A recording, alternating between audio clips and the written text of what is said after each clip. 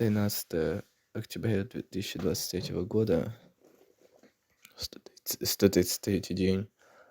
Всю ночь плохо спал из-за приступов кашля. Я не знаю, как и почему он меня не отпускал, но кашель был реально перманентный, и интервалы между каждым заходом были ничтожно малые. То есть голова как таковая не болела, да и горло тоже, но этот кашель с привкусом какой-то горькой жизни просто убивал.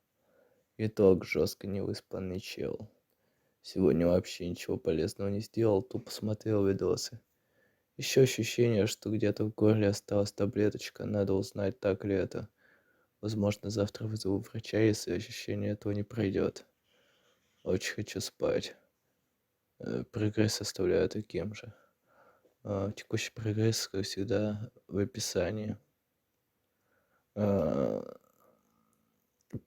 Просто то же, что и вчера по настроению, но я очень благодарен своим друзьям за то, что они меня обеспечивают поддержкой, едой и лекарствами. Настроение 5 из 10. Это был 132 день.